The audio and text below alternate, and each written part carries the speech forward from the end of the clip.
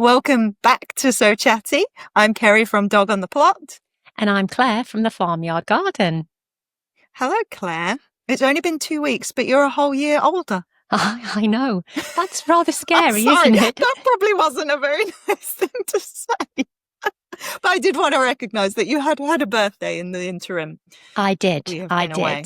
We have. You have a nice one? I did. And the highlight was actually meeting up with you on the Friday afterwards. And yeah, it was nice to have a little meet up, wasn't it? And I spent a lot of money on bulbs, didn't I, Kerry? I have yet to reveal the amount of bulbs that I bought on my channel. So I think people will be quite shocked when they see just how many bulbs I actually bought. Is that all the bulbs that you've bought though? No, I'd already bought some. I thought you had already bought some. And I feel like I'll still buy some more because when I've been walking around the garden, I'm thinking, I could put some there. I could put some there. There's loads of new opportunities for bulbs. So yeah, I think I'll probably end up buying some more, but they're an investment. Well, I thought where you had cleared your raspberry bed this week that you could have bulbs all along the sides of those. That would look lovely because obviously the raspberries are doing nothing. That has been noted in my, it was like up here and I thought, Well, I have also been collecting bulbs. So I bought some when we were together, only because I was caught up in your fervour. I wasn't going to buy any, although I had told Liam I would buy some for his garden because in the spring when he sees the daffodils come out, he's always like, I'm going to get some daffodils for my garden. I'm like, you're too late now. Yeah. You've got to think about this in the autumn. So we've been waiting for this point and I'm like, now's the time. So we're going to plant those next weekend, I think. Oh, that'll be lovely. That'll be lovely. I haven't planted any of mine. Well, it will be because I just watched your video and you were saying that the cold weather was coming. So I double checked that this morning and it's pretty much this time next week in the UK that the temperatures are probably going to drop. So next weekend is like the window, isn't it? Before the ground freezes. And obviously there'll be other opportunities, but we're coming up for a cold spell. We are. I'm quite excited for it really because it feels like we're kind of lingering, aren't we? We need to. I feel like as much as I'm loving it has, and as much as I'm loving seeing all the colour still in the garden, I do feel a little bit like we need to move into the next season. You know, we need things to close down, especially the perennials, because I feel like spring's gonna, they're not gonna have enough rest. Do they need a certain amount of rest? I feel like they need to sleep a bit. And us. You were clearing nasturtiums and my cousin was going to clear nasturtiums at the weekend and I said, well, wait, because as soon as you have a frost they just completely collapse and all you have to do is then just pick them up and there's none of all this kind of foliage going around. It really goes to mush. But yeah, that will be the point, and that's the point that I'm thinking I'll need to start clearing up my arch collapse because once the frost knocks back all of those flowers that are still flowering beautifully, they still look lovely, which is why I keep holding off. But yeah, once they all get knocked back, then that's next on the list to do. So many jobs. Your birthday was the day before Halloween. We went on our jaunt on Halloween. We did. And we asked for people to put their Halloween pumpkins or costumes onto our community page. So thank you to everybody who participated. I think we need special mention for Brandon and his mushroom costume, the fly agaric costume, which must have taken ages to put together and was fabulous. And he asked for us to put that up on the community page. But yeah, some really good pumpkins. I enjoyed carving my Dill's Atlantic Giant. So I picked the biggest one, but that was it only laid on its side. So I had to cut off the bottom to level it. So I didn't do the top. And so that was quite effective because you hadn't had to take the top off. But it did mean when you first put a candle on, and it had just been carved, it was very moist inside and it kept like dulling the candle. But yes, my design was inspired by the first Halloween movie. Millie's looked amazing. It's Jack Skellington, isn't it? Now, I know she talks about Jack Skellington, but I actually don't know who Jack Skellington is. What? The Nightmare Before Christmas? Oh, no, I didn't know. Yeah. Oh, it's very good film. You should watch it. Well, you know what you can do? I did one year. It was a Jack Skellington sourdough I'll see if I can find the picture so we can put it on the screen. It was quite impressive. I think I did it 2 years in a row, and one year its eye sort of cracked and it looked even scarier. So Millie would like that. Millie would absolutely like that. I'll send it to you too, so you can send it to her. I mean, a shock horror here. I didn't actually carve a pumpkin. I think I've only carved a pumpkin once in my life. I did not enjoy the process, so I have never done it since. It's not really a very pleasant thing to do. I mean, the inside of a pumpkin isn't the nicest thing. Bit stinky too. But I have now got my pumpkin on the plot. So I've stuck it on a post at the back of the plot near the compost heap so the insects could have it. I've put it high because I heard shouldn't really have it on the ground because it's not very good for hedgehogs to eat pumpkins. So I put it up high. But yeah, my Halloween is continuing throughout November in that way. So we've done your birthday and Halloween. The other thing that we were supposed to do in our little break was obviously plant our garlic.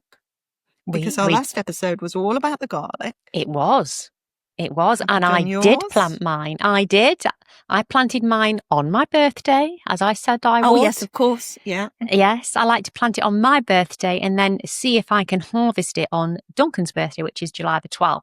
So sometimes it needs to be a little bit earlier than that. Like this year, it had to be a bit earlier than that. But last year, I did harvest it on his birthday. So 2 dates I can easily remember. Now, Kerry, I know that you planted your garlic.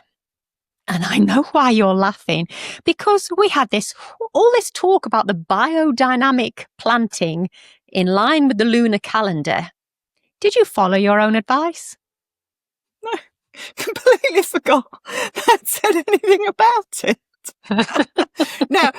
I mean, I put the elephant garlic in, but I haven't actually planted my regular garlic yet. And we are now in the window that it's good for roots. So I could put my garlic in this week. It's finding spaces. So I had that one big bed where I'd cleared the main crop potatoes from. So all the elephant garlic went in that. I've interplanted with field beans, but just as a cover crop. And I shall cut them down when they're still fairly young. But then I was kind of looking around the plot where I could put my regular garlic. And because I'd thrown green manure in every spot that I had cleared, then I was a bit like, well, is it a good idea? I guess it's a good idea if you put a green manure down and you also put garlic in, if it's a green manure that the frost will knock back. Yeah. And then you'll have a kind of the mulch for the garlic. Yeah. However, I made my little green manure mix. So of course you I'm did. not sure now if I've got things in there which won't get knocked back. Also, not much of it has grown yet. So because I put it in so late. So if we're going to have this cold weather coming in a week, then it'll knock things back too early. You need some critical mass of stuff to actually create the mulch.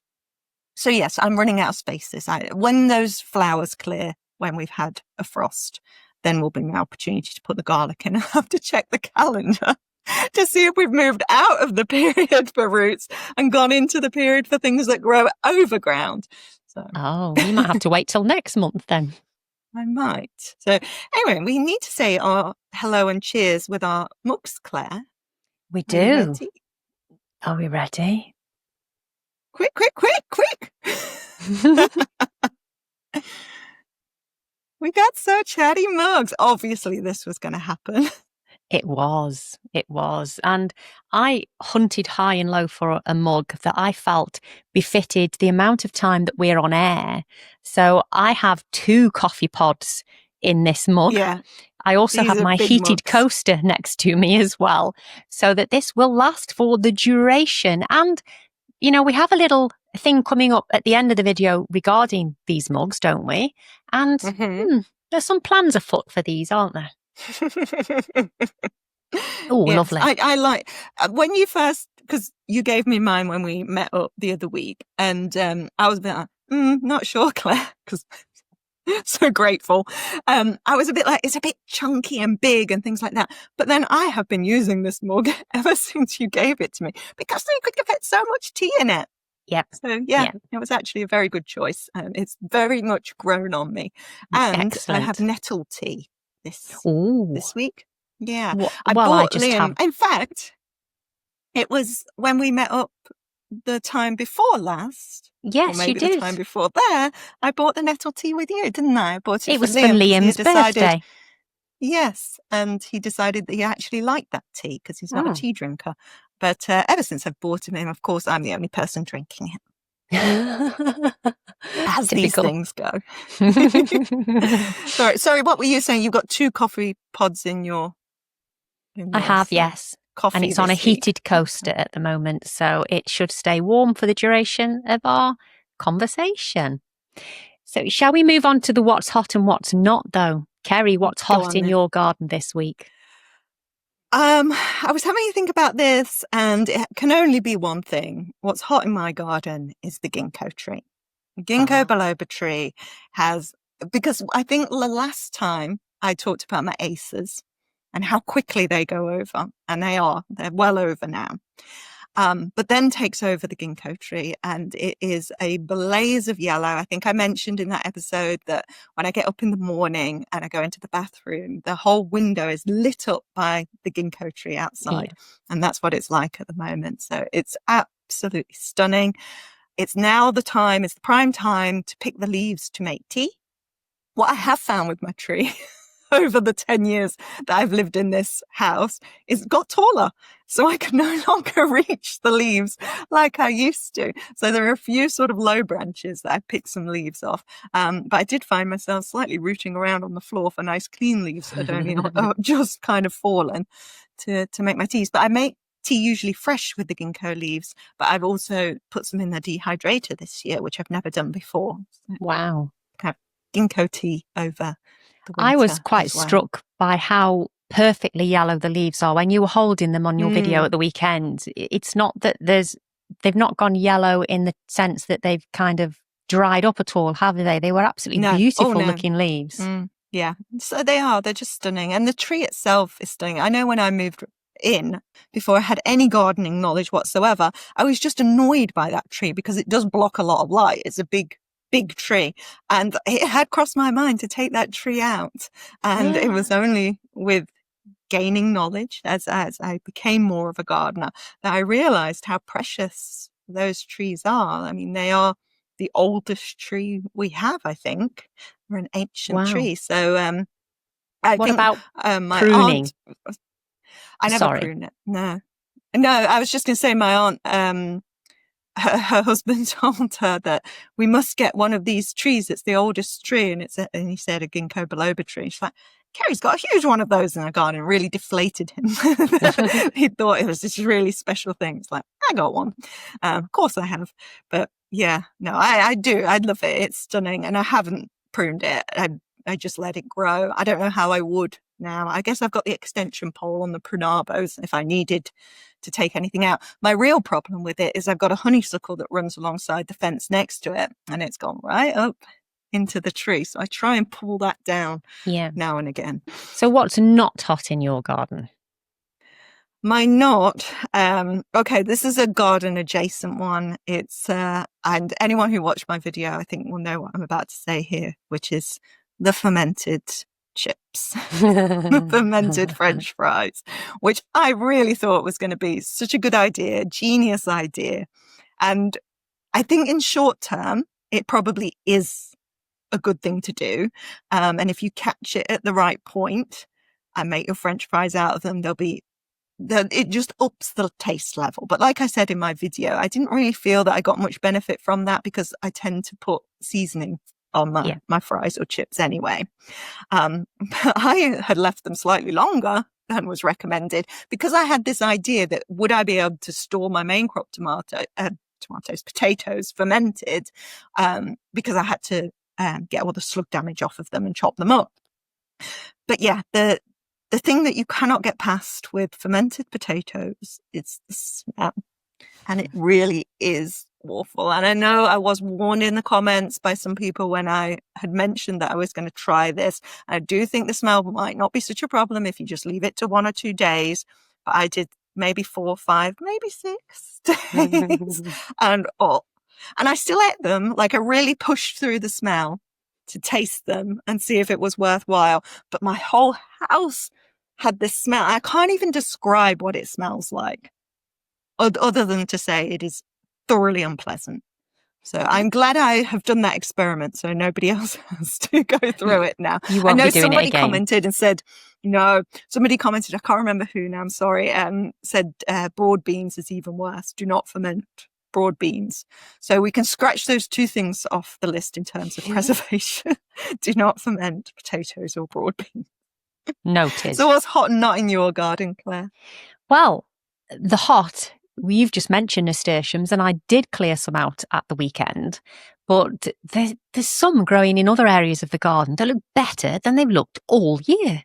And I think to myself, it's Typical. November. How can they look better now than they have all year? The colours on them. And as they're around the fruit trees and around the birdhouse gourds that are on the pumpkin archway, and as everything else is dying back around there and looking really sort of tatty, these are just magnificent. So definitely the nasturtiums in the garden is a surprising looking hot. And the not in the garden that surprised me for the same reason, but the complete opposite, are my dwarf artichokes.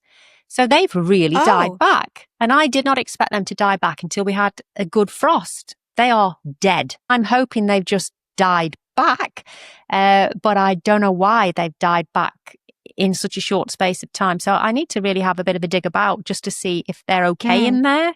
And I don't know. But yeah, they're definitely mine not anyway. Okay. Well, yeah, I hadn't noticed that mine had done that. I'm sure mine is still looking very, green and lush. And I'd forgotten actually about the artichokes and how they do get knocked back, because it's always a big job for me with the regular artichokes, because they're such huge plants, and then you have to kind of cut them all to the ground and clear those. But I think I mentioned before that they are only half the height that they've been in previous years because of this incredibly dry summer that we've had. Speaking of how lovely your nasturtiums are looking, I've had the same experience with the salvias this year. They've been good all over summer, but at this particular point, they look incredible. Yeah. Time frame is short on these things now, so we've got to enjoy them as much as we can over the next week. It's really extending, not summer, because you can't even pretend you're in summer now. When you look around, the trees are losing their leaves and things now, but it's extending the joy of the garden, that focal point that we're having. Our fuchsias are still flowering as if it was summer, not even a hint of them starting to drop their leaves. And my salvias are also looking magnificent as well in the garden. And I'm actually quite grateful that you tuned me in to salvias, because they're not anything that I'd ever had in the garden before. I met you at Malvern that first time, and I didn't really know what I was buying, Kerry. I was just swept up with the £1 bargains at the end of the day. I was like, you were, Claire, you need to buy these. Do I? What are they? Just buy them, Claire. So I did. And they have grown magnificently. And, I nearly bought some more this summer. And it was Middleton's Nurseries that were at our local horticultural show, because they are fairly local to us anyway. And I said, I buy them every time I go to Gardener's World or the Malvern shows. And he's like, why do you keep buying them? Just propagate them. That's all we do. I was like, Well, I gave you one of my propagated ones, didn't I? You did. I give you the hot lips, which I call lipstick in my video. No, you didn't give me hot lips. I bought hot lips. You gave me one that's a very cerise red. It's the one outside the polytunnel. Yeah. It's just a plain colour. And it's a beautiful, beautiful salvia there. And I'm just going to propagate them. I need to do that really, because they are easy plants to add focal point around your garden, aren't they? Well, I was going to say they're easy to propagate as well. Yeah, well, that's a bonus. And much more success propagating salvias than I have penstemons, which penstemons always seem to die on me, and they're just not as hardy as a salvia. Yeah. Like you can leave salvias out and they'll be fine. Most varieties, hot lips in particular, doesn't worry about the winter at all. What about your dahlias? How are they faring? I'm starting to look a bit battered. Yeah, they're not doing too bad. Obviously, I've already chopped a few down that were looking a bit tattier, but the ones that are remaining, they look okay. But I've noticed that because we've had quite a lot of rain, haven't we, that the buds are rotting on the plant now. So I know that we are nearing the end. I just want them to go to sleep naturally. So I don't want to cut them down to mulch them. I'd like the frost to take the foliage and make them dormant before I cut them down and then mulch them. But I am leaving them in the ground this year. So hopefully... Well, I was going to stop you there because I think we should come back to this next week. So our topic for next week's show is going to be work smarter, not harder. Is that what I said, Claire? It sounded funny in my head. It is what I said. Work smarter, not harder. I think the dahlias go under that category. So we'll come back to that. What about your show and tell then, Claire? What have you got to show us this week? I feel like I talked about this for quite a bit for the last few weeks, and I'm not bragging. Well, maybe I am a little bit, but I'm so proud of them and people talking about how much difficulty they've had in growing them that I don't think it'll be any surprise for anybody to know that I'm going to pick up something on the ground here. You just excuse me a momentos. And here is a celeriac. It's a giant celeriac. This isn't my biggest, though. It smells divine. And I picked this morning, literally just before we've come to record. I was outside with a towel on my head because I'd just washed my hair.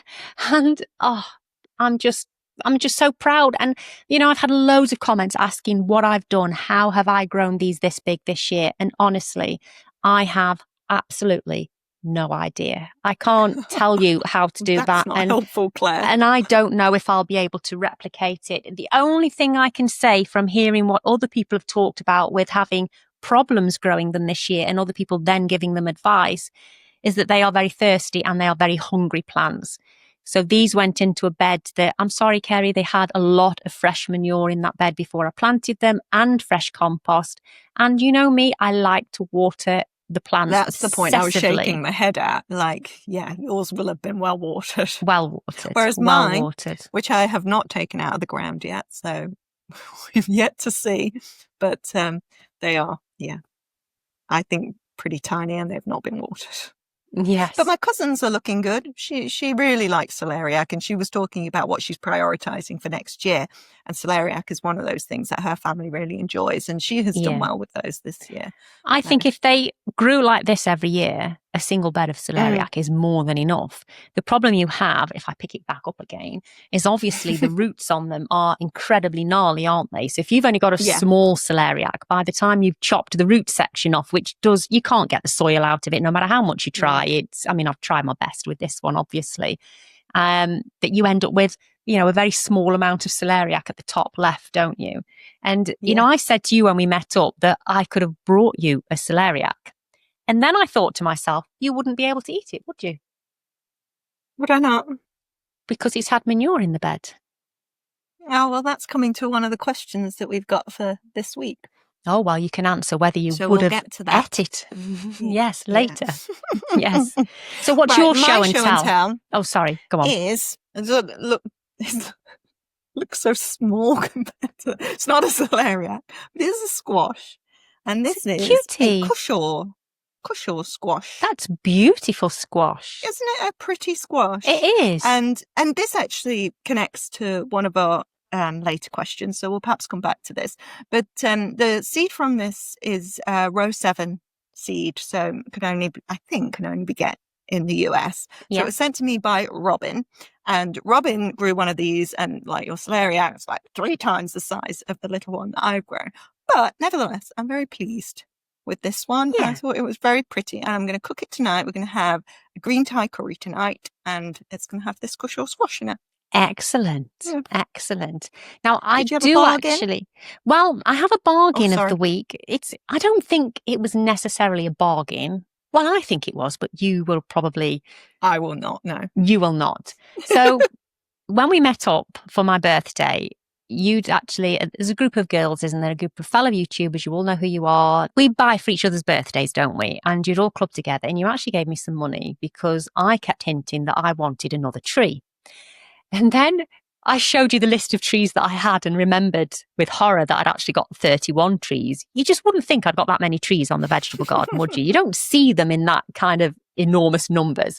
And I thought, I don't know if I actually need another tree.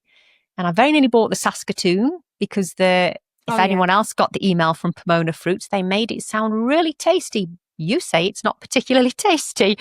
So then when I was in B&Q looking at Christmas decorations, already, yes, I know, I saw some olive trees and they were selling them, I thought, for the size fairly cheaply. So This olive tree there was a 5 and a 7 in the number. Which way round do you want to put those numbers is up to you. I may have told Duncan Either one way. is too much. I may have told Duncan one way, but the olive tree is actually here. So it also becomes a show and tell because the olive tree is in the background here amongst all of this fake foliage. So it's a black olive and one has actually dropped off this morning. And as I've moved it in here, now obviously I tried to give it to Duncan, then remembered that they need curing or cooking, or you can't just eat them raw off the tree. So yeah, but they're the olives that it gets on them. Oh yeah. So I am very pleased to have that. And it's a good size tree. They are exceedingly expensive to buy. So to me, that is still a bargain. The only reason I picked it up was because I have looked at them and I have discounted them before because I've only seen trees that size for well over £100. I'm planning, I think, to put this outside the wash house, maybe in a big pot so that I can take it in over winter. Otherwise, I could put it in the ground and heavily mulch it and then fleece the top of it. Because it would be fairly sheltered there because that window side of the wash house does face south. Mm-hmm. So it is against a sheltered wall. Obviously, we put the fence up around the wash house now. So there's options, but I think I'll have it in a pot for the first year, take it inside and then decide what I'm going to do with it. So, Kerry, what's your bargain of the week? Do you have one? It's just so pathetic compared to yours. So my bargain of the week is from a failure. So, we both planted the sensu onion seeds in the hope of growing onions from seeds. And we both were like, nothing's happening. And then yours suddenly shot up and now they're beautiful. Nothing ever happened with mine. Oh no. So I think we're out of time for those. So I did buy some sets. So I got the sensu ones as sets. And although they're supposed to be $2.49, they're now 50% off because this is the time when all the bulbs, not only the spring bulbs, start going down in price, which I talked about in my video last week, but also things like the onions and the garlic. And in fact, when we were at the garden centre, weren't we? Because somebody had recommended Thermadro, but we couldn't see it, could we? There. No. And when I was in this garden centre, I had a look for it and I couldn't. There was something that was very similarly named. But were you actually going to buy some more? You have a load of garlic. No, I have no need to buy more. And it did make me think, it's like, somebody's recommended this and it doesn't take much for me to be like, now I must have this. But I knew when I was thinking about it, I knew if I bought that, it would just get mixed in by the time that I'm harvesting, it would be mixed in with everything else. And I would not know the difference between that one and all the other ones that I have got. And as we talked about on our extensive garlic episode, we can't really taste the difference between different varieties of garlic. So there really was no point. No. I did see one that was very pinky Clare because that's what we were more concerned with, how pretty the garlic is. And so I was, thinking about this pinky one. But no, I made myself stop because you're right. I have plenty of garlic. You have plenty. Do you have a daft thing of the week this week? Because I do. What's yours? I do. Well, again, if people saw my video, so this would be the week before last. My daft thing was putting a piece of flapjack down on a table, allowing Dory to get on my lap and not just go near the flapjack, not just lick the flapjack, but a whole jaw around the flapjack before I was like, no. So yes, it was, I ate the flapjack. It was only on the viewing and the editing afterwards that I was like, oh yeah, she really did have that whole thing in her mouth. I would not have that. She thinks there's different role. No. Well, I'm saying this. If I had watched the footage and seen it, and then would I have eaten or not, I probably still would have eaten it. There's somebody on our plot who makes cakes every week to give out on the plot on a Sunday morning. And I can never usually have them because they're not vegan. And she had made these flapjacks. So I was very excited to be able to have a cake with everybody else, you see, on that Sunday morning. And she made some more, actually. I had one yesterday as well, which I kept the dog well away from. But I was saying, I think the dog thinks there's different rules on the plot to at home because I can sit next to her on the sofa and eat my dinner and she won't bat an eye. But on the plot, she pulls up pea plants and eats those. She knows she can have the kale and the carrots. So I do think she's in the mindset of like, oh, this is my all-you-can-eat buffet. Fair game. And if there is flapjack left about, absolutely. And she was brazen. No she shame. Was. No. But then veganism, not veganism, Dory is a vegan as well, isn't she? So yes. She must have known that she was allowed to eat that treat as well. Well, I would like to think that, Claire, but Dory is a very select vegan. She's vegan in the terms of what I feed her. She's not about what she can find in the park or wherever. So what's your Daft thing this week? It's here next to me, and I've literally only just done this. So when I went outside to harvest that celeriac to bring in the house, I got the towel still on my head because I'd washed my hair, and I didn't put the tripod down. And I was running in the door, and I caught the tripod on the door frame, and I broke a leg. Oh no! So easy to do. I've done so many. Yep, it was like that, and I broke it. So I'm very cross with myself because I very nearly went to put it back, because this is a really sturdy tripod for this kind of sort of selfie stick tripod.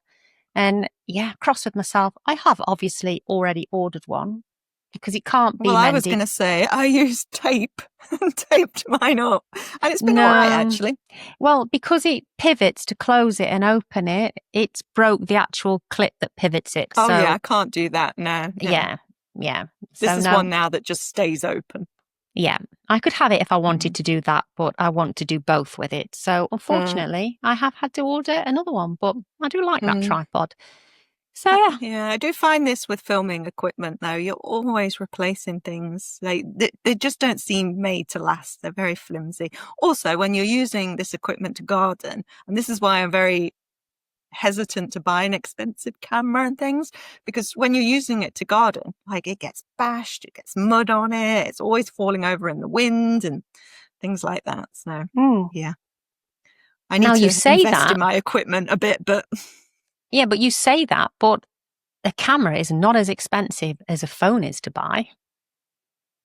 It's true, but the phone has other uses. I know it does. I have smashed phones because of filming. Yeah.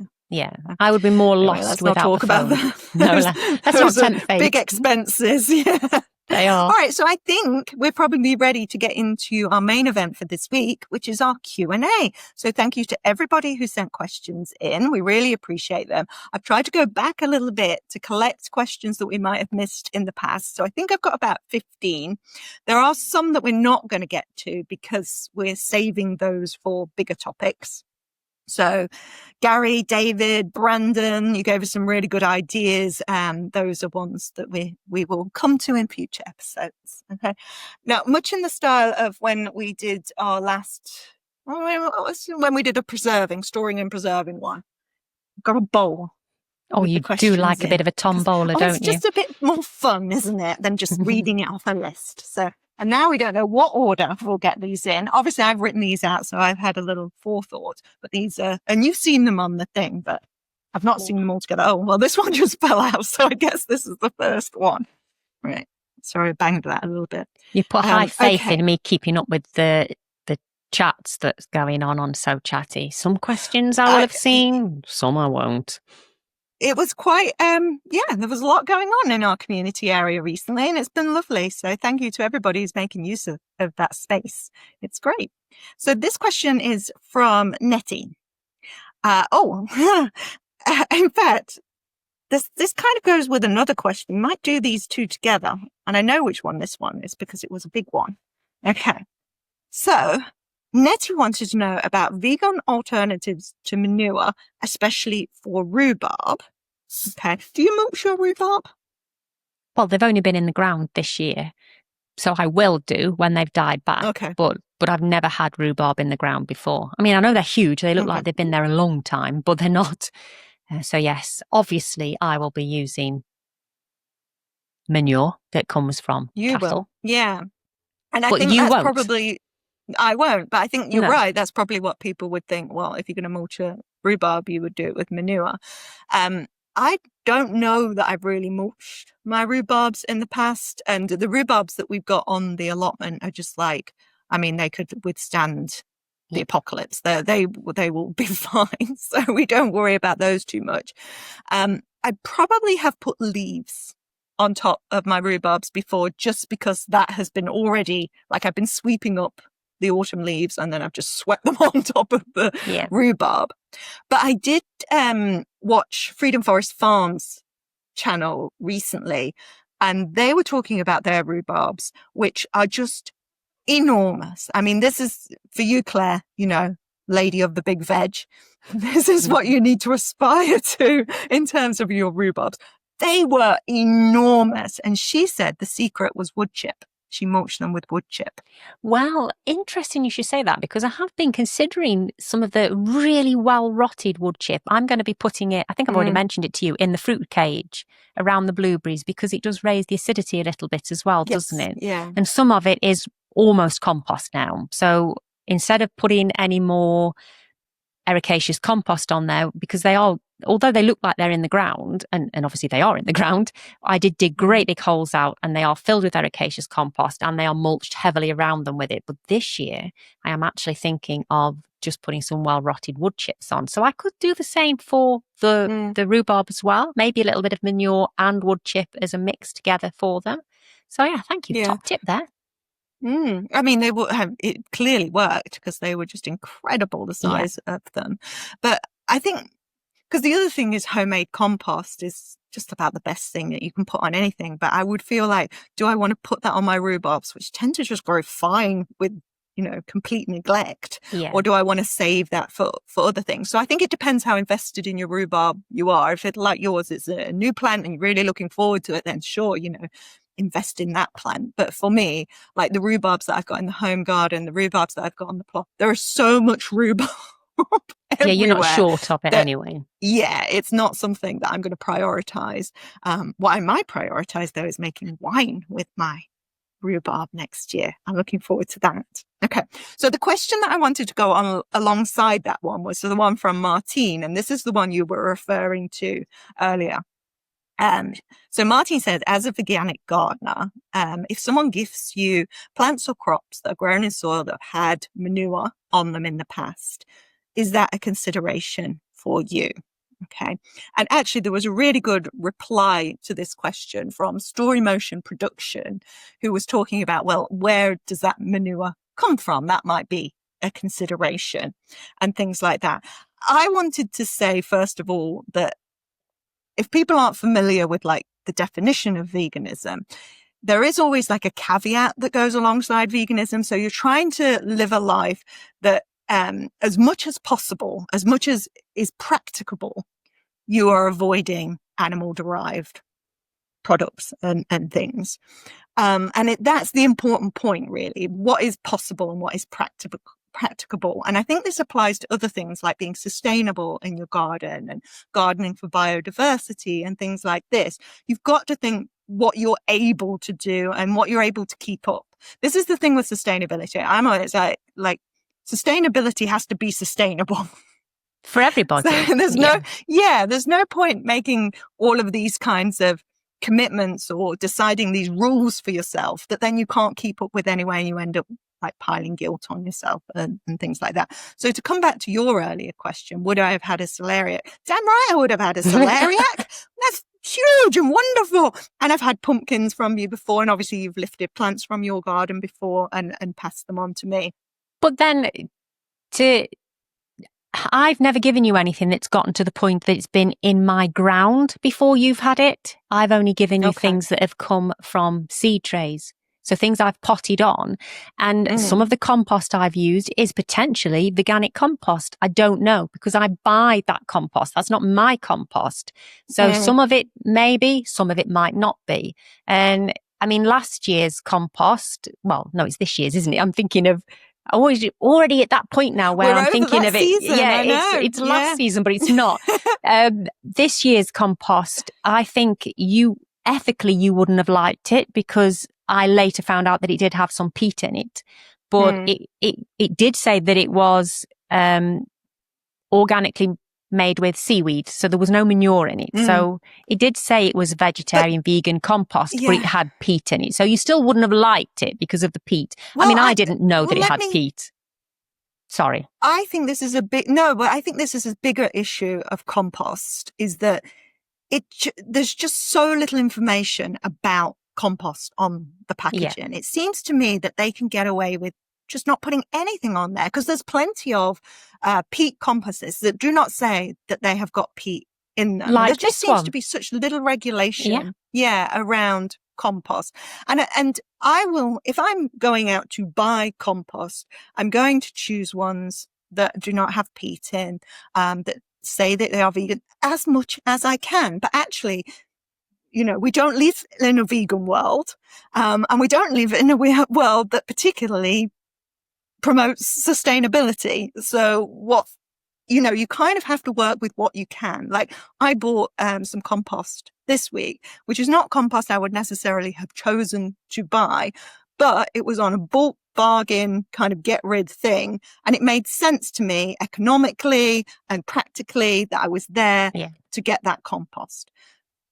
In other circumstances, I would have chosen something else over that compost. Yeah. So I think, and with all these things, you have to do what you feel is right, because I know we've spoken before about the fact that I use the rabbit bedding on my plot. So I am using an animal product on my plot.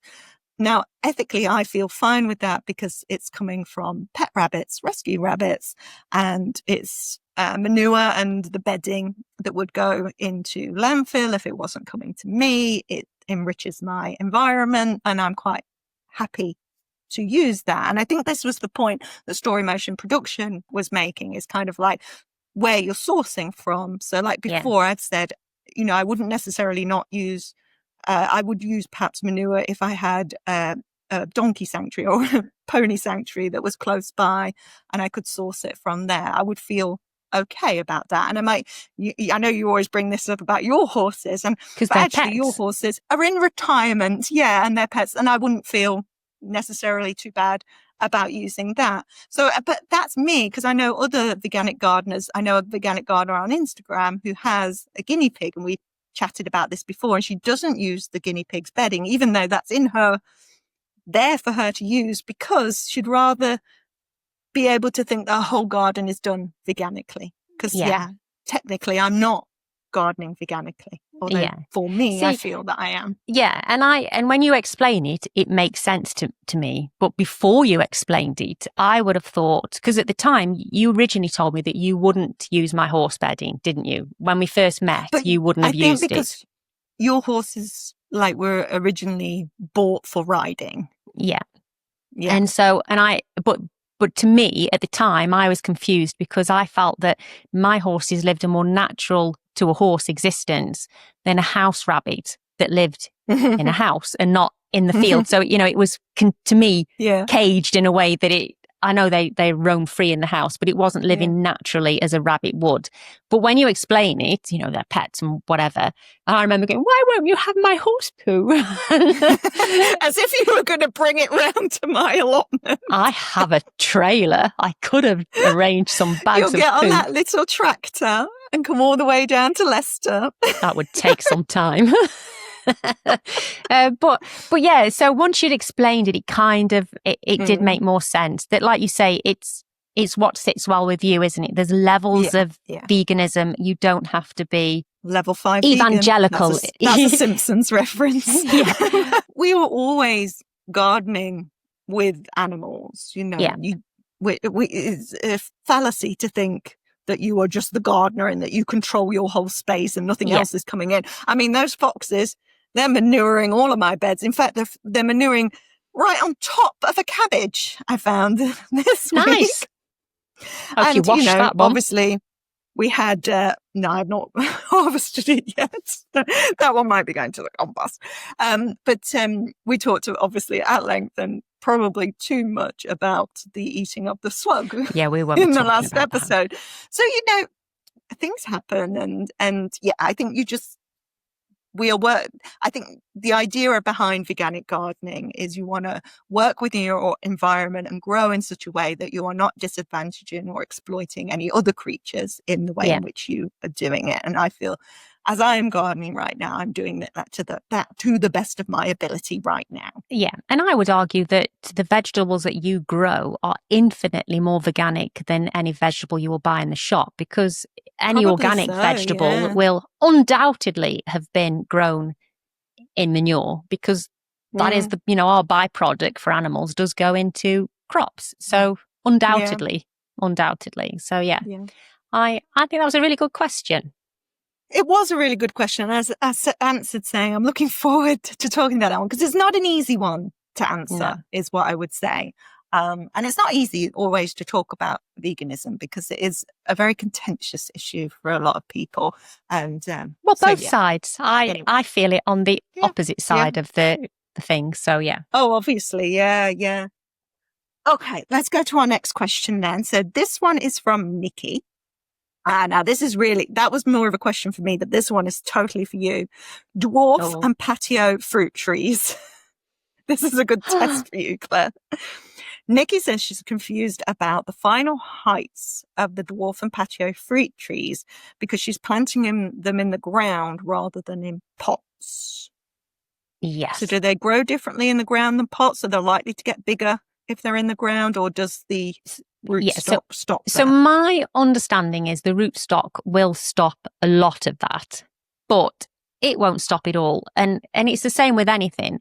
If you're not going to prune it, like let's look at your ginkgo tree, for instance. I know it's not a patio tree, but it might say that its eventual height in 10 years might be 15 feet. But if you're not going to prune it at all, then it's going to outgrow the size that it suggests.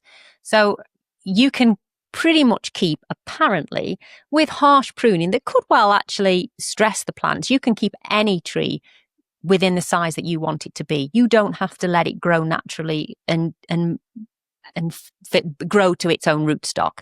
Patio trees are easier to keep smaller because they are on a dwarfing rootstock. So even if you leave them, they're never going to grow as big as a tree on a, what is it now that I've got M27? Yeah, I can't remember what there's M7s, there's often you don't. M26, I think, is a bigger one. What they are. No. And they're so close, the numbers are, that it's very easy to get that mistaken. And I've bought things that have been mislabeled as well. And bizarrely, whatever the tree is that's grafted on top of it could actually be dwarf naturally. So it doesn't matter what rootstock it's on. It's never going to grow as big as something on a quince rootstock if we're talking plums and pears and whatever it is that grows on the quinces. And so it's not just about the rootstock, but you should be able to keep a patio tree fairly small, but you do have to prune it. If you're going to let it grow naturally, it is going to grow outside of that. And a case in point are our peaches, apricots, and nectarine. And I mean, in mine said that it would grow to 1.2 meters maximum. And I think mine are already quite big, considering it's their first year. I mean, I think they're 2-year-old when we buy them. So I'm taking mine out of the greenhouse this year because I don't think, if I don't do it now, I don't think I'm going to get them out of the door.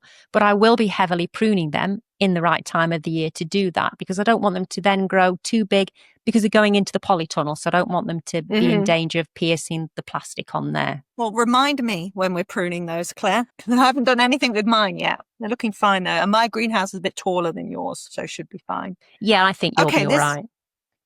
This question's from Chrissy. This is the question you've been waiting for, Claire. You think this is an excellent question. Do I? What would you honestly change about the other person's plot?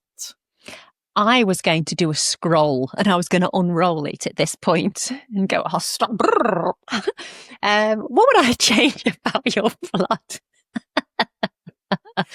Actually, I know, not that much. Honestly, not that much. I mean, me personally, I know it's very different because I'm still thinking about it from a point of view of someone that grows at home, not on an allotment. So that does cloud my judgment in the same way as it would cloud your judgment in reverse. So for me, I would absolutely get rid of that polytunnel and I would have a proper polytunnel put there. Yeah. And I think for various reasons. One, obviously, you'll have far more light in a polytunnel, more like mine. But the height that you get in them, you would be astounded how tall my polytunnel is. I'm hand up straight in the air to be able to reach the crop bars. That's not even the roof of my polytunnel. So the extra space that you get in them and the light, I think, is just amazing. So I would change your polytunnel. Yes, okay. That would be the first thing. Now I have a little list here. What else would I do? Polytunnel. I would make you a brassica cage because I do feel terribly sorry for you. So I would have somewhere a dedicated brassica cage, and not necessarily with the fine netting, just enough to keep butterflies off. And also, I think I'd be tempted to add a fruit cage. Now, I know you're not bothered. Now, I know that you wouldn't. Yeah, all structures, infrastructure, because everything else is how you grow. Obviously, I wouldn't grow the way that you grow because I like to have beds with one or two things in them, but it's not necessarily order, but I wouldn't want to mirror the same bed repetitively around the garden. I want to know that things are kind of in their place, but I don't mind mixing crops. So I'm not completely monoculture, but I'm never going to be the chaos gardening, as we often joke for you. So, but I wouldn't change that because that's how you grow. But definitely think that I would polytunnel. Oh, and obviously, who can forget the greenhouses? Finish the darn greenhouses. Finish the greenhouses. Look, we've got a week coming up that's about winter projects. So we'll talk about those then. Right. Well, thank you, Claire. I mean, they're all things that I don't think I was offensive. Or no. They're all things that I would love, but they're all things that cost, and also that you need to construct and have space for. And I feel that's where my kind of limitations are. But yeah, who knows in the future? I struggled with this because who could change anything about the paradise that Claire has created? And I'm sure in Chrissy's question, she put, other than like lift your plot out of a farmyard setting and put it somewhere else. And I was really struggling, and you were like, oh, well, you wouldn't manure the beds. You're like, you wouldn't have the weed suppressant underneath, which is a good one because, yeah, I don't like weed suppressant. I don't use it. So there would be a lot more cardboard. But imagine trying to cover your whole plot in cardboard, Claire. My goodness. It would be a lot. And it's why I didn't do it when people suggested to do it. I mean, we used a lot of cardboard for the bottom of the beds, but it's so wet there. And I can't reiterate enough how wet the ground can get. And for me, wood chip would have definitely mushed into the ground. I would have had to stay off the ground over winter. And what I did find when it got wet, especially when we were doing my sister's plot, because it was hers that was being done a bit later on in the year, that you could barely walk on it. And as soon as we put the weed membrane down, it kind of shored up the footing a little bit before we put, I mean, obviously she wanted hardcore on hers and not wood chip, but it did shore the ground up a bit. You kind of didn't sink in quite the same way. So I think the membrane underneath the wood chip does give me more of an ability to be able to walk around the plot in winter. Whether I'll regret it in the future, I don't know. But at the moment, it hasn't broken down at all. I was very good at overlaying it, folding the ends in. And obviously I'm not messing with it. It's not in the beds. Yeah. So I'm not messing with that, apart from obviously scraping off wood chip to put some more on. But I'm quite careful about that. But no, I accept that you wouldn't have had them. Whilst also accepting, you wouldn't have wanted grass paths. I accept that. No, exactly what I was going to say. Yeah, I would have done the same thing as choose to have the wood chip over the grass paths. I think the thing that I would change about yours, Claire, and I know you get this a lot. People are like, Claire, you haven't got a pond on your garden. And you're like, no, because I got an enormous lake on the property. But nevertheless, I would put a little pond where your seating is, where your bench is. I'm not quite sure how it would fit around, so that you could see it though when you're sitting down, because there is something about water, not just for like drawing in the biodiversity into your space, but just for well-being and to look at and to enjoy, because there's nothing like sitting and watching dragonflies and little frogs and things like that. I know you are concerned about the cats and stuff with frogs and newts and bits like that, but yeah, a little pond, that would be what I would change. I actually I'm debating adding one. So we are adding one to my sister. The bottom end of my sister's garden is going to have a wildlife area, the bit that looks messy in the background, because we still haven't done anything with it. So there is going to be a pond in that area anyway, a huge wildlife area, and it is naturally wet down there, so she can have quite a lot of bog plants around there and it will be absolutely fine. I've been debating whether to put a pretty pond, actually. Of course it would be pretty. Yeah, just a little one, a little pretty pond outside the wash house when I do some of the landscaping. whether it's a barrel that would be a pond great or place for it. something. Yeah. But I know that that's not necessarily going to help the garden because they're not going to be up around the vegetables. Well, one of the things I remember Stephanie Hafferty talking about when Gardeners World Live was about wildlife areas and not just having like an area tucked in the corner of a plot and things, because you need those insects and things to move between your areas, so across your plot as they go from area to area. Yeah. I think same with water, because you've got your massive lake, you've got your little pond there, pond here, you know, they'll all be kind of moving around. And yeah, I think that'd be nice to increase that biodiversity of your space. I mean, you've got quite a lot of biodiversity on there. The moles. Oh, moles popping in there. We do. Oh, that mole, and I mean, so cute. I know I end up getting on my high horse, really, don't I? Because we do have a lot of biodiversity, and in terms of garden birds, wild birds, because obviously we have the herons, buzzards, kites, kestrels. You know, we have lots and lots of owls around at night, and bats as well. So we have quite a lot of things. The only thing I don't see very often are hedgehogs. And I know people blame farmers for the demise of hedgehogs, but I actually think it's because we have quite a strong badger population on the farm, and they apparently do eat hedgehogs. So I think, I mean, I've seen them occasionally, but I don't know where they would actually hide around on the farm. But yeah, it's something that I'm starting to come around to the idea that it might look pretty, but I can't compete with the pond that we have. You know, I mean, you call it a lake. It is about 12 foot deep, so it is very deep. Wow. It is a very deep pond. Yeah. But I think having something that things can move between, it would be nice. I remember when all those Canada geese, though, got into your plot. That was you got opportunities there to overlay both a mole and Canada geese. There you go. Yes. There's your homework, Claire, to dig out those videos. Right. This is from Brandon. He's talking about first growing seasons, so a new space. There's work still to be done, clearing, sorting the space, but wants to get some crops in. What would you put in? What would you start with that's easy? At this time of year? I was going to say this time of year, you're a bit limited, aren't you, to garlic and onions? Yeah. Green manures, basically. Yeah. Unless you've got some starts, but yeah. And obviously, if you're starting a new plot, you know I like fruit. So now is the time to be starting to buy bare root fruit. So trees, raspberries, really blackberries, anything like that. You know, I would, and rhubarb crowns if you want to buy crowns. And you can plant some asparagus in autumn as well if you want to. So it would be the more of a perennial investment in long-term things that take a while to establish. You know, I would get them in, get the roots in the ground before it gets too cold. But that's what I did. You know, when we were building our plot, it was autumn time. And the first things we put in the ground were some autumn planting asparagus crowns.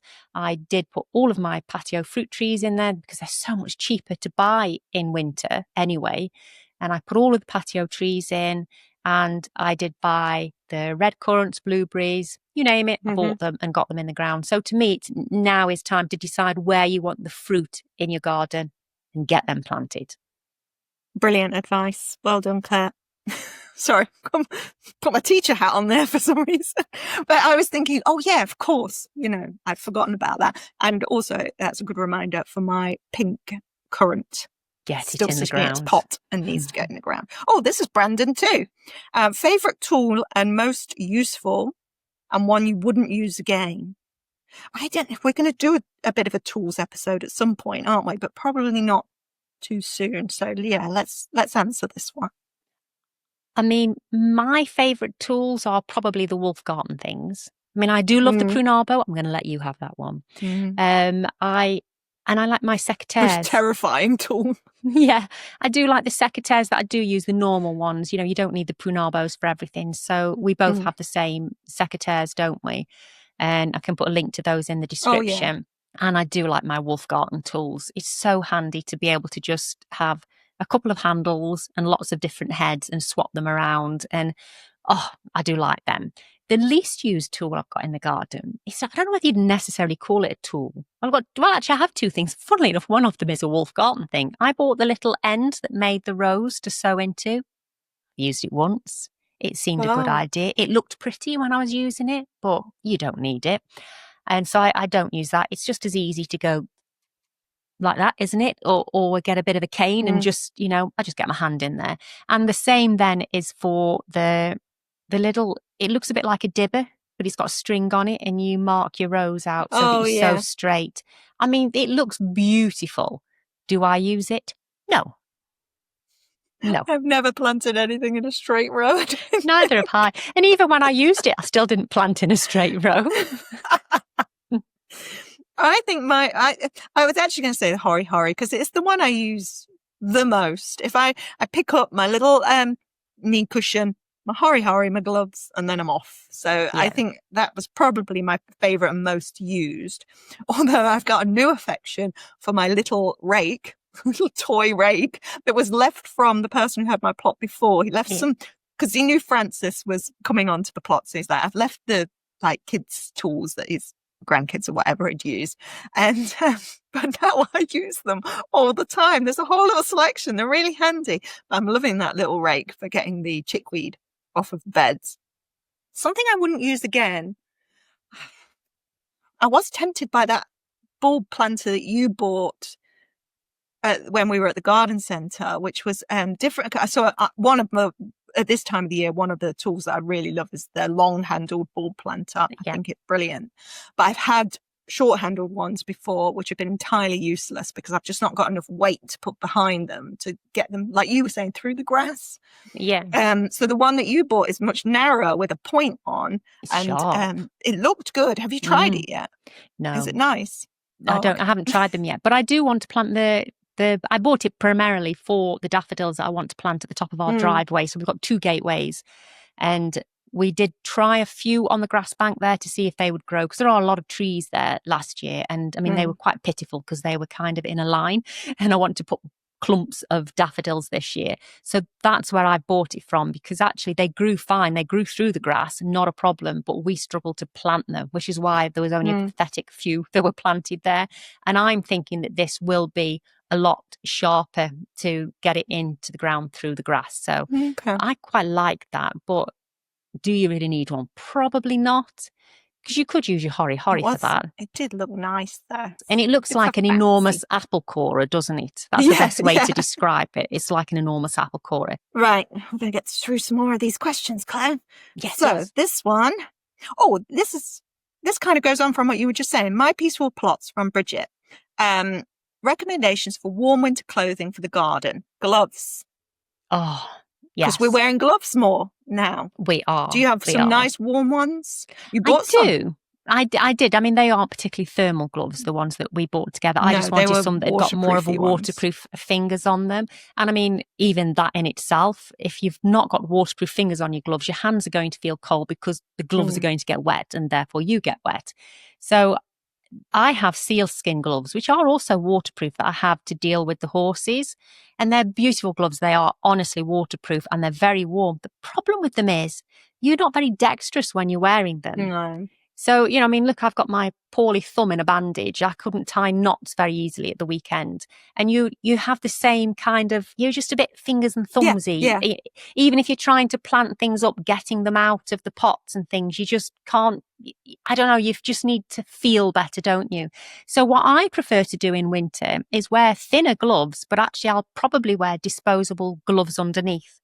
And you just get that extra layer of not feeling the cold against you quite so much. Now, in terms of clothes, I just layer up, so you can put base layers on. I like lots of layers, and I have a very thick coat. So my Didrikson's coat, which is the black coat that you've seen me wear a few times already on the plot, is really warm. I think Didrikson's is a Swedish company, or it's definitely a Scandinavian company. Anyway, they have cold winters, and even the hood is really thick and padded, whereas coats tend not to have a thick padded hood. So even if you don't have the hood up, if you've got it kind of ruffled around your neck, it's so warm with that.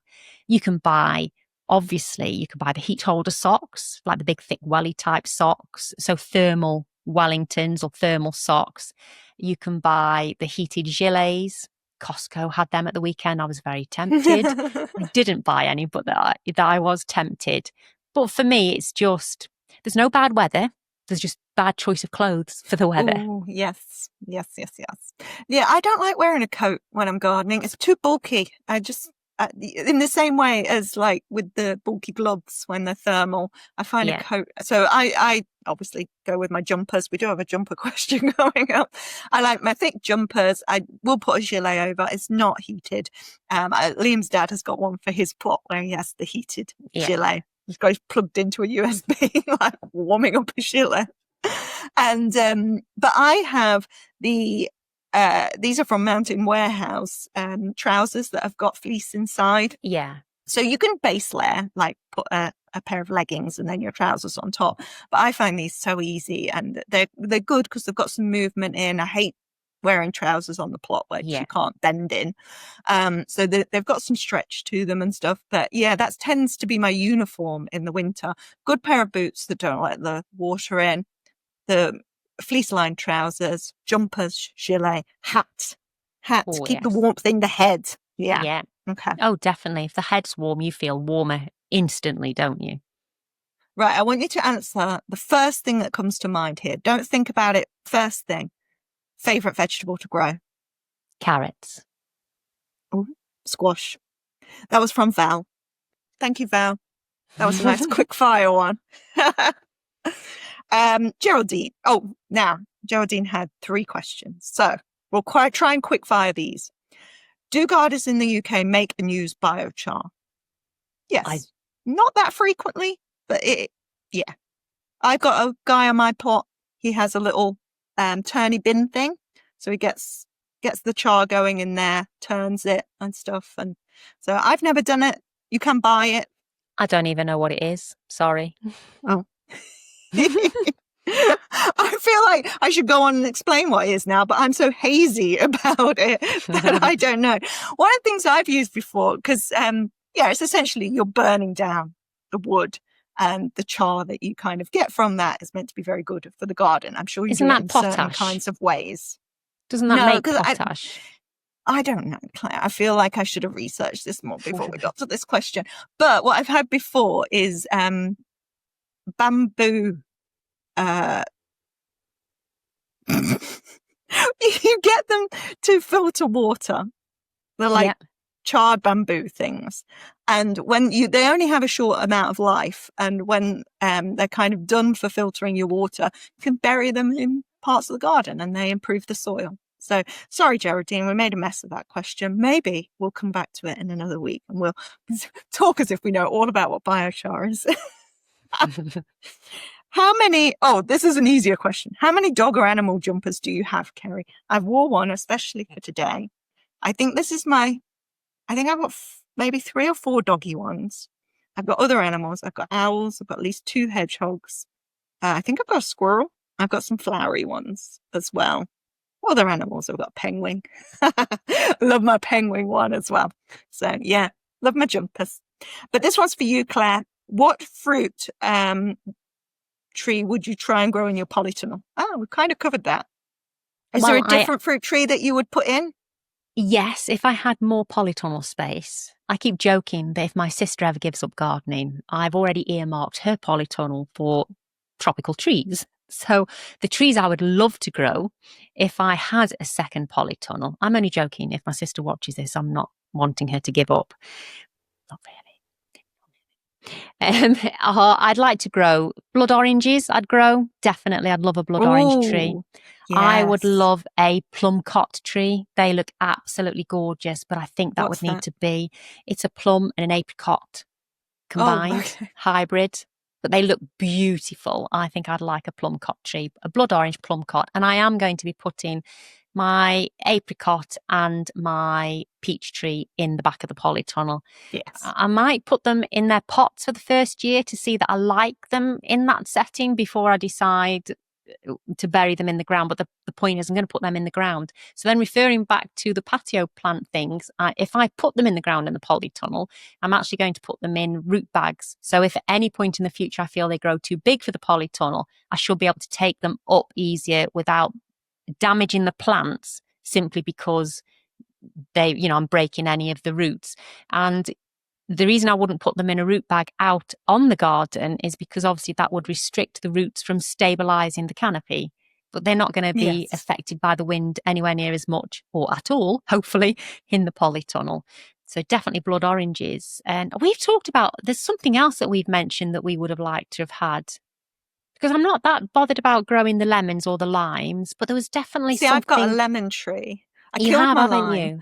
Yeah, my lemon, I'm going to move into the greenhouse, I think, Yeah. the big greenhouse on the plot, not the poly, but the greenhouse. And I was thinking about putting my fig in there as well. I know figs can grow outside well, but I was thinking of doing the same thing, like restrict the roots a bit, put it in the Yeah.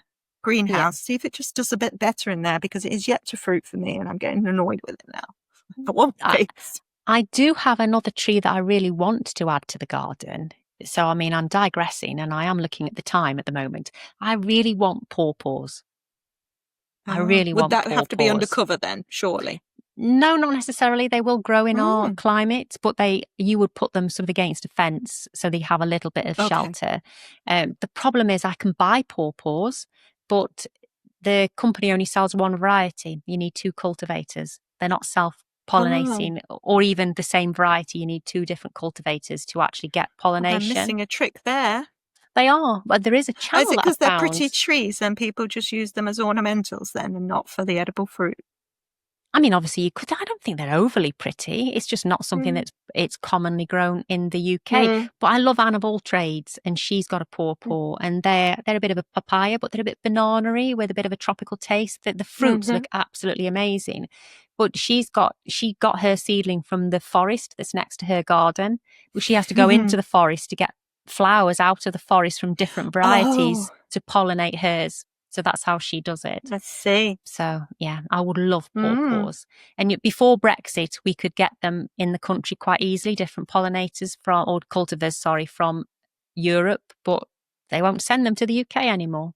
okay. This one's from Chrissy. If you were invited to write a magazine article, what topic would you choose to write about? Mm. What This would is I a choose? tricky one.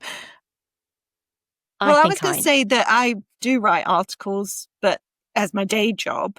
And I am going to be doing a research project with some colleagues of mine that looks at Allotment's views on the climate change and on biodiversity and sustainability and things like that, alongside kind of sharing stories, so narrative, and whether that kind of changes views and things like that. So at some point in the far future, I will be asking for people to hopefully help me to get some research on that, and then I'll be writing something on that. It's not quite the same sort of article, but No, but it's that's a future interesting. plan. Definitely. You know what I got interested in this week was witch gardening. I'd never heard of it before, like green witches and witch kitchens and witch gardens. This is not something that I could not write about because I know nothing about, but it's what I'm seeking out at the minute. I just thought it's kind of interesting around Halloween as well to think about Now, that. you see, Go do you on. see what I thought that you would have written about? Foraging. Yeah, maybe, but I love it. But there is a lot to learn, and you Yeah. need to make sure that you're communicating the right things. I'm always a little bit hesitant when I talk about foraging on the channel because, I'm pretty sure of all the things that I do forage, but I know that there's a limit to my knowledge, and I don't go beyond it. Like anything in the I can't say that, carrot family, and the umbellifer family, I steer well away from because I just haven't got the confidence. Yeah. The same with mushrooms, really. I think the most common one is the field mushroom, and is it called the yellow stainer that people confuse it with? And isn't that the most common form of mushroom poisoning in the UK? Because people Is it? confuse the yellow stainer for a field mushroom. See, I would never pick a mushroom that grows on the ground. The ones that I'm confident with are tree ones, so chicken of the woods Yeah. and the beefsteak one. Yeah. I would do. Yeah. I mean, for me, I think I I like the infrastructure side. So the thing that at the moment, as a fairly inexperienced gardener, that I would feel more confident talking about is how I got into it and how I planned the garden. I mean, I kind of winged a lot of it, but talk about building the plot and what drove me to do Yeah. it. And I think that would be where I'd like to start. But maybe that's because that literally is the beginning, isn't it? If you're going to write an article, start at the beginning of the story. That is what I would feel more confident in talking about. Well, of course you are a published gardener, Claire. Well, You're in Kitchen Magazine. I did answer the questions. They did a little bit of artistic adaptation of the things that I'd said, but yeah, I have been published, but not in the right way. But that's a dream. It's a dream. It was when we did our thing about what would you like to have achieved in 5 or 10 years on YouTube. One of the things I said back then, wasn't it, that I would like to have an article published in a magazine. Yeah, I have made absolutely no way have I made any attempt to become that person and get that to happen. But yeah, I would like, I don't know why. I just feel like every hobby that I've had, somewhere along the line, I've ended up being published. So when I had my minis, really? I was, when I used to show my mini, I was in Modern Mini magazine. So, the mini had a big feature and I was in that magazine. I guess in some ways it's less of a drive now because my garden has been in for the plot of the year competition. So kind of I've been in a magazine, but I do think I'd like to write something. Yeah. Okay. Well, we're going to do an episode on resolutions for next year, so maybe that'll be in yours. This question's from Sue and Nikki, and I'm hoping that you've got some knowledge on this because much like the biochar, I'm hazy on this one. And it's about testing your soil's pH and the kinds of kits that you can buy for doing that. I have never tested my soil. Have you? No. No, we're bad gardeners, Claire, because that in so many books that you read, it says the first thing that you must do is test your soil pH. See, I'm feeling a little bit more hands off with that because, obviously we know, as we've already discussed, the dahlias and the blueberries and things, they like ericaceous or acidic soil. So we know how to make that. We can physically go out and buy ericaceous compost. It's a very easy way of knowing that you're achieving that. But for me, I would only start testing if I was having a problem growing things. Mm-hmm. So, it's not broke, it's working at the moment. If I can't grow something, then I'll get into testing.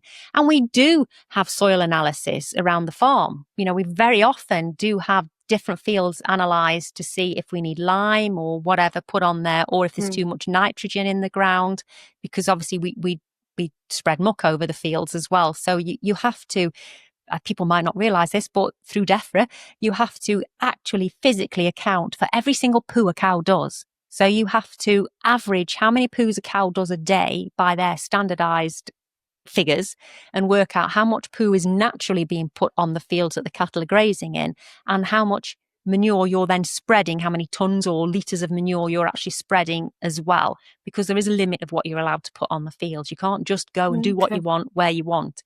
So we are familiar with testing, but we don't do it I don't do it in the garden. But again, I honestly would if I had an issue. The only pH tester I've got is the one that I'm obviously using for the jars, the preserving jars. I don't know whether you could use that because they do put soil in water, I believe, don't they, and kind of spin it around to test it. So I probably could use that, but I don't. You need something that's calibrated.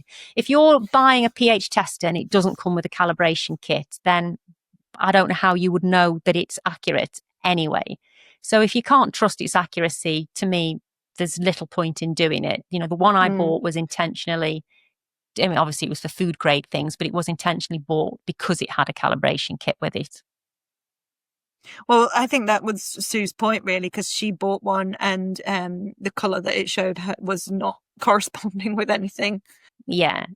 Mine gives a digital reading of the pH, so you don't have to try and guess which colour it is. I believe if you're having that kind of thing, because I did use pH testing with the fish tanks when we had those in the past, you're just going for the closest colour. It might not be accurate, but if it's between two, you're somewhere. Yeah. So this, the penultimate question is from Bridget. This was when my Cushall comes back in because her question was hello. Ornamental pumpkins and squash, are they edible? If not, why not? I've never grown like purely ornamental squash because I just don't see the point. Because you can get beautiful looking edible squash. So I'd rather grow those and they look pretty. You can use them as ornaments and then you can also eat them. But I have seen them sold. I'm guessing that it's not actually that they're not edible in the sense that they would cause you upset, that just don't taste good, like they would be very bitter. But I don't know. Do you know more about that, Claire? Well, I don't really, but I grew Baby Boo the first year and then was told afterwards that they are ones that people don't eat, that they don't taste very nice. And I don't know if that's true, because obviously that's just one comment that I read. Someone else might be eating them and think that they're beautiful. It just depends on what you've read, doesn't it? I certainly bought, well, no, I think I had Baby Boo given to me, but I thought it was an edible one. Excellent. Yeah.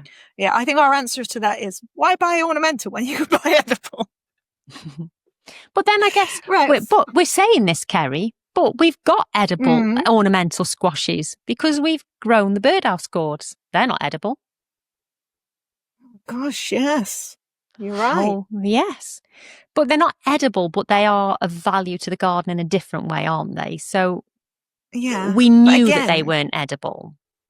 But could you have eaten them when they were younger? They just wouldn't taste very good. That's my thing. Not a clue. But no, you're absolutely right. Of course, we've got the birdhouse gourds. Okay. This is a nice one to finish on. This is from 3 people. Oh. Amanda, Pammy, and Diana. They were all asked a variation on this question about what our favourite dishes are to cook with our produce, especially in autumn and winter, including fruit-based puddings. For me, soup. It's got to be a soup. Oh, okay. Soup, I find soup definitely. So boring. Oh, I love soups. I'm just not a big soup person. I will admit, I prefer a stew. I feel like we've had this discussion on here before, like team soup and team stew. But yeah, I like something a bit more chunky and stuff. I don't mind eating it with a spoon though, and a big wedge of sourdough. Yeah, what would you put in it? What soups do you make? Well, I love lentils. I love lentils, but obviously I don't grow them on the garden. But yes, I haven't made celeriac soup yet. I really need to make celeriac soup. But I like the carrot and lentil soup. I like carrot soup. I also like it's called a speed soup. Anyone that's done Slimming World in the past, I'm not an advocate of Slimming World really, but their speed soup is amazing. And I could pretty much grow that now because you do put tomatoes in it, there's onions in it. There would be the butter beans or any other dried beans that you could put in those. Again, you do put lentils in them though as well. And so, yeah, potatoes are in that, parsnips, anything. And it's a really thick soup when it's blended up. And I always used to like it with a cheese toastie, because I did find that if you'd blended it and didn't leave it chunky, that you feel like you need to chew something, don't you? So I'd have a little bit of a cheese toastie and the soup. Oh, so hearty. So yeah. I think that probably up the points. Definitely. When I make a stew, a lot of those same ingredients. I like root veggies and squash in there, so I might put parsnips and swede, pumpkin, potato, things like that. And then more of a tomatoey kind of base with it, herbs in there. Maybe shred some kale in at the end and stuff. Maybe some lentils or beans in there. And I've got lots of dried beans that I've grown this year, so I can add my own beans this year too. But nice and chunky and thick. Lovely. Yeah, hearty. Okay, what about a fruit pudding though? Are you a crumble, pie, or cake? All of it. All of them. All of it. Apparently, I even like courgette cake now. I love a pudding. And one of the reasons why I want so many apples on the plot is because you do go through a lot of apples if you start making crumbles and pies and things that I plan to be able to freeze, because I did that one year. I'd gone to Macro, Costco, somewhere like that, and they had these giant tins of apple slices. And I'll be honest, they had crumble topping. I didn't actually make the crumble at the time, but I made all these crumbles and put them in takeaway tubs, like the foil ones with the cardboard lids, and put them in the freezer. And I'd be able to, like, if someone suddenly turned up for Sunday dinner, I've got a pudding, it's in the freezer. So I love a crumble. I love a pie. I like making like apple turnovers, things like that. I do love pastries. Oh, but I do love apples with sponge on top. Basically, I just like anything sweet. I have an incredibly sweet tooth. But one thing I want a lot of rhubarb for is I like it with Greek yogurt. So to be able to make a bit of a compote to layer it with yogurt. And also I do like the cheong. I have made that rhubarb cheong in fresh water. Delicious. So I want to be making more of that next year. What about I'm a you? crumble girl. Crumble, yeah. Apple and blackberry. That'll do me. Do you like Nice and oats? classic. Oats in your Yes, crumble I do. topping? I do. Yeah. Yeah, I'm an oat person. Yeah, my mum does it, so I do it. Yeah. I like that we've ended this on a note where people are now starving. Oh, yeah. Be going off to eat a treat before bed. Okay. Yes. Well, that's all our questions, Claire. Well done. I think we did all right. I think we did. Failed on a couple, but maybe we'll come back to those. I've lost one ear pod now, so it's clearly time to say goodbye. Any teasers for next week? I haven't really decided what I'm going to be doing. I think it's mainly, I'm probably going to be sorting out those artichokes. It finally is time. I've been saying it for about 3 months now to cut down the asparagus ferns. It's time to do those. And my beans that I didn't think were going to dry have started to dry. So I might be pulling those down this week. But the biggest teaser is actually for next week's episode, isn't it? So in next week's episode, we are going to be running a little bit of a competition or a giveaway, aren't we, really? And yes. What we have to give away, which will be, we'll launch it next week, and then we'll be giving the results out the week after, won't we? Yeah. So if you want to be in with a chance of winning a Sow Chatty mug and a seed advent calendar, that is. And I'll probably send some loofah seeds. I may even send an entire loofah sponge because I think I have some spare. Wow. If you want to be in with a chance of winning those, then you need to watch next week's episode where we explain how we're going to decide how you're going to win that, how you enter the competition. Yeah. We'll figure that out. We haven't decided what you've got to do to win this giveaway, but I think it's going to be based on the community, isn't it? So it's something that will drive through the community. But if you want to be in with a chance to win that little giveaway package, you need to watch next week's episode. Yeah. And for me, for next week, so one of the questions we didn't answer was from Tony, that was talking about automated watering and irrigation in greenhouses and polytunnels. Well, watch my video next week, Tony.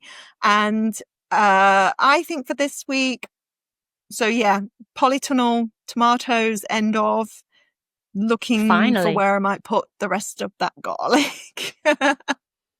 Anyway, lovely to speak with you, Claire. Looking forward to seeing how you work smarter, not harder next week. Yes, I think we can all know what's going to feature heavily for that one, can't we? I'm looking forward to next week as well. Thanks everyone for joining us. And don't forget that we have gone out this week on a Wednesday, and something we really meant to address at the start of this program is that any of you that are familiar with Audrey in the community from Real Food Comes Dirty, if she does a live, she does put them out on a Wednesday. And Kerry did run it by Audrey first, so we have not stepped on Audrey's toes. We did seek approval to change our date to Wednesday, and this is all because your semester is different. This semester is different for you, isn't it, Kerry? You would not be home in time for the live chat on a Tuesday evening.